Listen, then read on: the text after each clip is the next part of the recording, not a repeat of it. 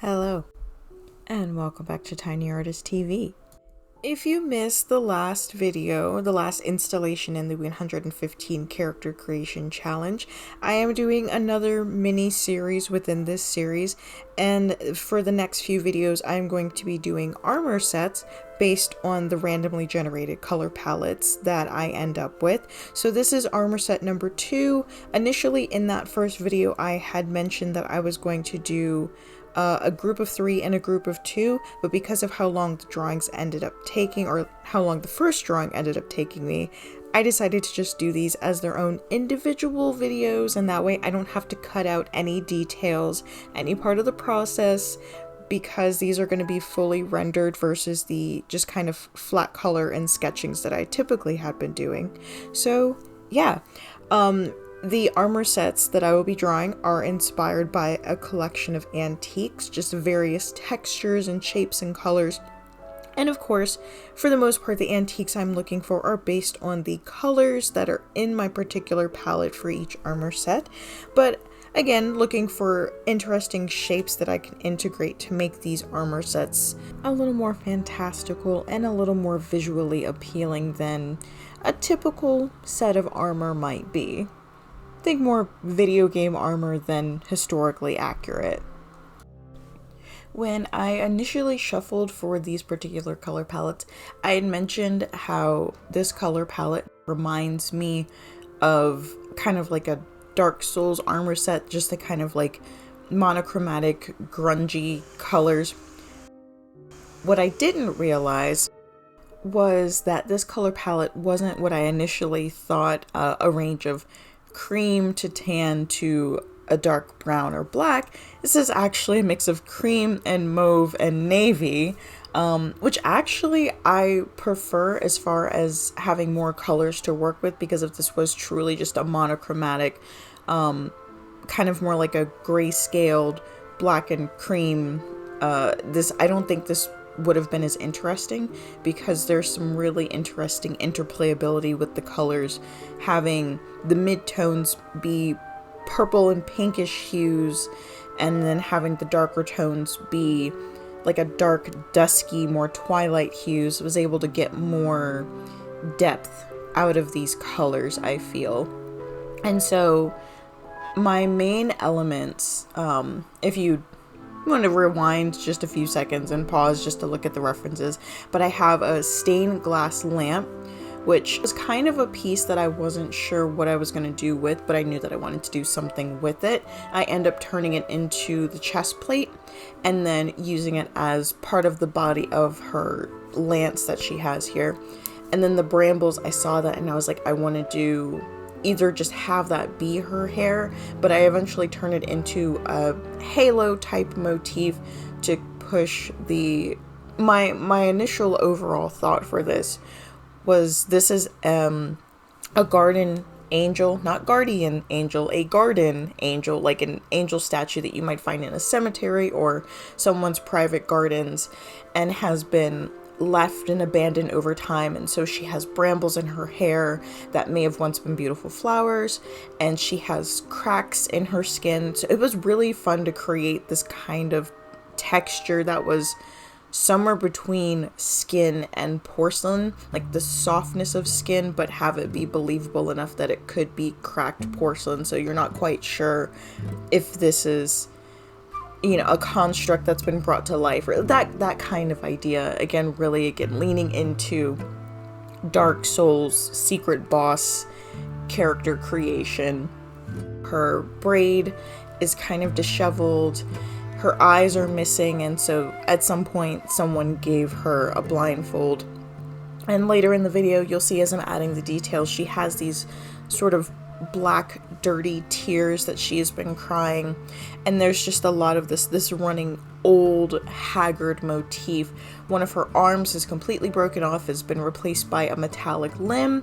I don't know if that translates as well once the image is finished, but if you're watching the video, of course you can see that detail. And right now I'm working on the headdress, this sort of ceremonial piece that's got these candles, because this is a direct one-to-one interpolation of the candelabra, well, this wall sconce that's here. I decided to make that a headpiece in her bramble halo. This character is largely a mix of hard and soft elements in an attempt to evoke the feeling like something that was once beautiful and is now broken and decrepit and left behind.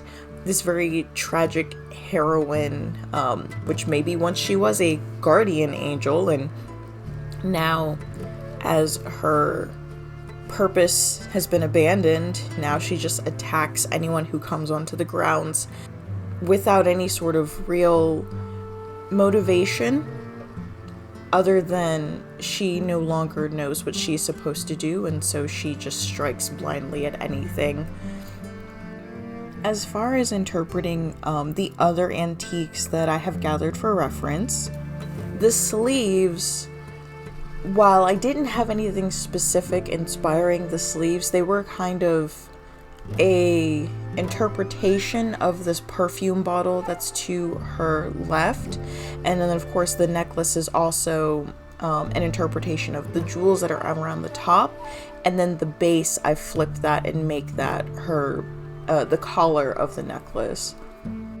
The little griffin statue, unfortunately, is very loosely interpreted. I basically use it as a placeholder to remind me that this is an angel or winged themed character, and I don't use the griffin in any sort of form. I was gonna give her winged boots, but obviously I end up covering her feet with her dress, and I put a wing motif on her dress, and so that's kind of griffin-y, but ultimately I don't use the griffin statue, unfortunately. Somewhere on this canvas there's a pair of little antique houses. I wanted to use those as kind of an homage to the house that she used to be a part of, and then I turned those into kind of hip plates. I've changed the shape, so the main body of the hip plates is supposed to be the house, and those 6 little slots are the windows, and then the smaller plates are kind of the way I translate the steps of the house into the design, and everything has been kind of dripping and rusting, but of course because I don't have red, this iron is leaving more of this kind of bluish black staining, and then as she's been walking through the gardens, her dress is becoming stained with mud and whatever muck she's been walking through. If I was working with black, this would have been easily too dark, but because it's a dark blue instead, there's some really nice gradation happening with the mud staining and the iron stains and the tears, and I'm really pleased with what this color palette actually ended up being versus what I thought I had to work with, because it's just so much more subtle and it's so much more like haunting and beautiful, and I'm over the moon with this design. Like the execution, I did spend much more time fine-tuning all of the elements because there's a lot of different materials here too. Like with the glass, I had to figure out how to make that look like stained glass, like old stained glass, not just like fresh and shiny, but how to give it that appropriate amount of like grunge to it, and then the staining of the metal but still giving it some amount of shine, but also working that shine back to make that look old too. And there's just like so many different materials to play with in this design, and you can see here I figured out, I did it off screen because I wasn't sure how long it was going to take me to figure out that kind of black frost that old stained glass gets. Like if you've been to an old church and it has this kind of, it has that age to it.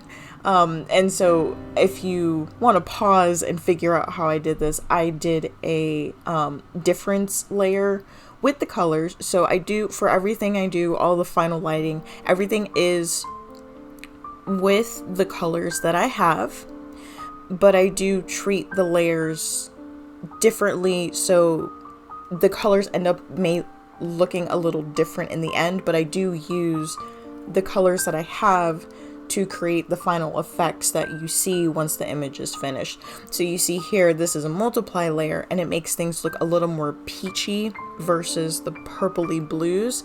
And so I cut back in and dial that back a little bit so that it doesn't look too different than the original image. But this also, again, just kind of gives a more soft, aged look to everything. Whereas looking back at the initial image was much more stark than maybe I wanted.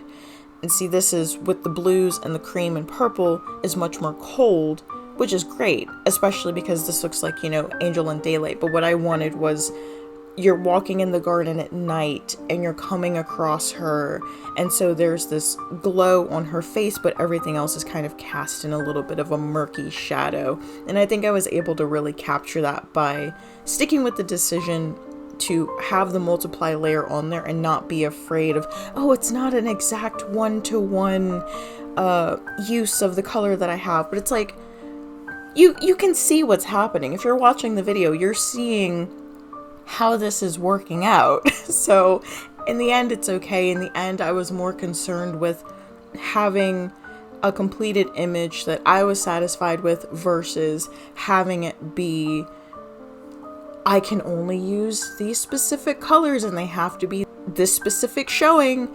So yeah, anyway. So now I'm just working with the lighting, kind of this upper light coming through the trees. Like, in my mind, she's in the center of this overgrown garden, and there's of course the brambles on her lance as well. So imagining these brambles are kind of all around her, there's just this overgrown ivy, and she's there in the center in this moonlit kind of dark evening. And so just highlighting the top, but having a little bit of that soft light come down as well to really pull that imagery through into this, what's effectively a reference sheet for this character. I don't know if I'll ever draw her again. She does have a lot going on, so if I did, it would be like an all-day affair. I think after doing the math, I had calculated it at 17 and a half hours. I don't think that's quite right, but I do know that I spent several days just working on this piece, and I think it looks great. But yeah, I don't know what else to say about this character other than there was a lot of experimentation, because again, there were a lot of different textures and figuring out how light was going to work on all of these different textures and things. But adding the final touches is always just the most like cathartic part of working on a big piece like this. Well, not a big piece, a involved piece, because you finally get to see everything falling into place the way you see it in your head, and it's just like, we did it. And the last minute or so really is just me messing around with final touches, pushing shadows, pushing lights, adding a few more details in, and calling it a day or several days work. Also, I would love to see what you guys would have done with this color palette, whether you wanted to create an armor set with the color palette or just create a completely different type of character. But we are nearly finished with our Garden Angel broken armor set character.